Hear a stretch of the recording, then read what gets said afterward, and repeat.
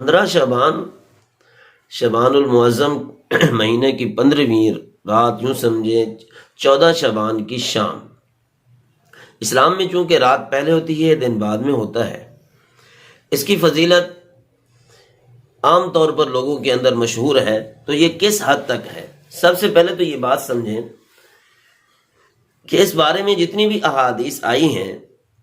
وہ راویوں کی تحقیق کے لحاظ سے، سند کے لحاظ سے، اور جتنے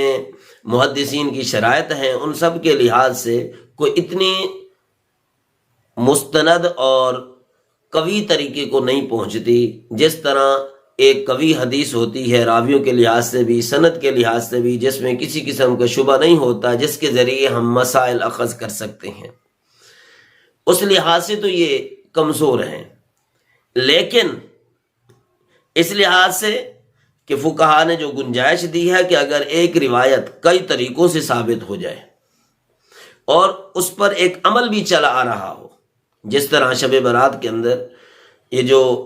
شب برات کے بارے میں جو احادیث ہیں یہ 1400 سال سے چلی آ رہی ہیں، اس پر کسی نہ کسی حد تک عمل بھی چلا آ رہا ہے۔ یہ الگ بات ہے کہ ہر دور کے لحاظ سے اس کے اندر کمی بیشی کی جاتی رہی، کسی جگہ پہ کوئی انداز، کسی جگہ پہ کوئی طریقہ۔ اس کی وجہ یہی ہے کہ کوئی خاص طریقہ شب برات میں نبی پاک صلی اللہ علیہ وسلم سے نقل نہیں کیا گیا کہ اس رات میں نبی علیہ الصلوۃ والسلام یہ طریقہ کیا کرتے تھے، یہ اعمال کیا کرتے تھے۔ تو گنجائش کی حد تک جتنی چیزیں آ سکتی تھیں وہ اتنی ہی ہیں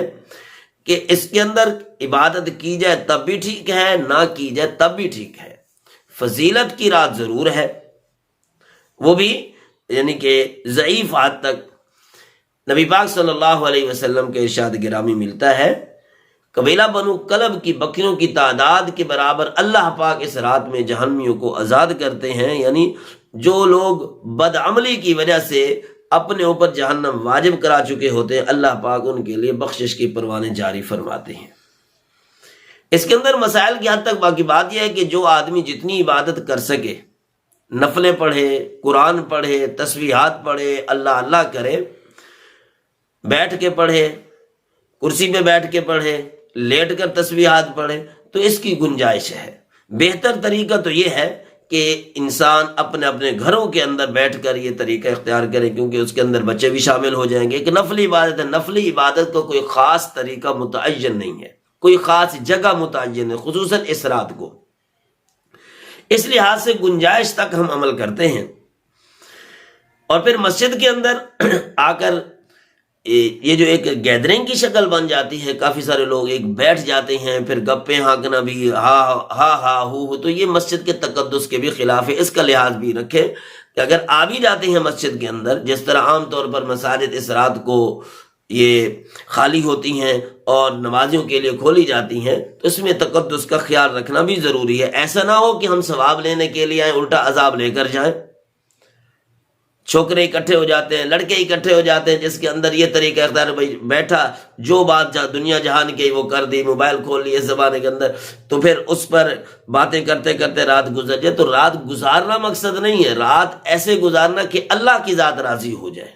اس کے اندر نیک اعمال جتنی حد تک ہو سکیں وہ کریں۔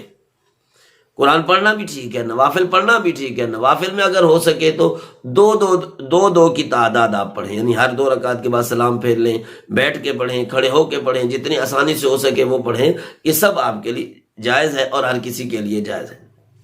باقی کسی حد تک لوگ صلاۃ و تسبیح کی جماعت کراتے ہیں، اس بارے میں بھی تھوڑی سی وضاحت سمجھ لیں کہ نفلی چیز کبھی بھی فرض نماز کے برابر نہیں پہنچ سکتی۔ تو اس لیے نفل انداز میں نفلی نمازوں کی شکل و شباہت بھی فرائض کی جو شرائط ہیں، انداز ہیں، ان کے مطابق بنانے میں بھی کسی حد تک احتیاط سے کام لیا گیا ہے کہ تعداد صرف یہ جماعت صرف فرائض کی ہے، نوافل کی جماعت نہیں ہے۔ تو وہ کسی حد تک پھر ایک معمولی انداز کے اندر اگر 1 2 آدمی 3 آدمی اکٹھے ہو جاتے ہیں، اتنی حد تک تو گنجائش لکھی ہے۔ باقی بلا کر اس سے زیادہ تعداد میں لوگوں کو اکٹھا کر کے تو یہ پھر عدم گنجائش کے اندر آ جاتے، اس کے اندر گنجائش پھر کم ہو جاتی ہے۔ بلکہ بعض فقہا نے لکھا ہے کہ 4 کی تعداد بھی ہو جائے تو یہ جماعت کی شکل ایک نمایاں طور پر بننے لگ جاتی ہے، لہٰذا یہ بالکل مکروہ ہے۔ تو کچھ لوگوں کے اندر، کچھ علاقوں کے اندر یہ رواج ہے، اعلان کرتے ہیں، خواتین کو بھی بلاتے ہیں، وہ بھی پردے کے اندر نماز پڑھ رہی ہوتی ہیں، مرد بھی پڑھ رہے ہوتے ہیں، تو یہ شکل ایک فرض نمازوں جیسی بن جاتی ہے۔ تو فرض نمازوں کی حیثیت بہت ہی اعلیٰ ہے۔ وہ معراج والی رات اللہ پاک نے نبی علیہ الصلوۃ والسلام کو بلا کر وہاں پر آپ نے اللہ پاک کی طرف سے ہدیہ اور عطیہ ملا تھا۔ نفل نمازوں کی حیثیت ان سے بہت کم ہے، اس لیے ان کو شکل و شباہت میں بھی علیحدہ رکھنا یہ زیادہ مناسب ہے۔ جماعت صرف فرائض کی، اور اس کے علاوہ بخشش کا دریا تو اللہ کی طرف سے بہتا ہے۔ بے حد لوگ، بے انتہا لوگ جہنم سے آزاد ہو جاتے ہیں، تو اس رات کو خاص طور پر اللہ سے بخشش مانگنا ضروری ہے، اللہ کی رحمت اپنی طرف متوجہ کرنا ضروری ہے، اور اللہ کے ہاں آہوزاری کرنا، توبۃ نصوحہ کرنا، پکی توبہ کرنا یہ ضروری ہے۔ اور اسی طریقے سے جتنے بھی نمازیں انسان سے رہ گئی ہیں، جتنے بھی کوتاہیاں خاص طور پر جتنی رہ گئی ہو گئی ہیں، انسان اس کی معافی مانگے، اور خصوصاً بوڑھے لوگ یا بیمار لوگ جن کو موت بظاہر قریب، ویسے تو کوئی وقت متعین نہیں ہے، قریب ہی نظر آ رہی ہے، تو سب سے زیادہ کوشش کرنی چاہیے، چاہے گھر میں بھی ہوں، چل بھی رہے ہوں، بلکہ سفر میں بھی ہوں، تو ضرور دعا کرتے رہیں، اے اللہ اس رات کے صدقے ہمیں معاف فرما، اس رات کے صدقے ہمیں معاف فرما۔ اور اپنے لیے، اور خاص طور پر جو لوگ آپ کے رشتہ دار، دوست احباب، تعلق والے، آل اولاد، نسل قبیلہ میں سے جو بھی قبروں میں پہنچ چکے ہیں، ان کے لیے بخشش کی دعائیں کرنا یہ سب کے لیے ضروری ہے، کیونکہ آتا ہے حدیث مبارکہ میں کہ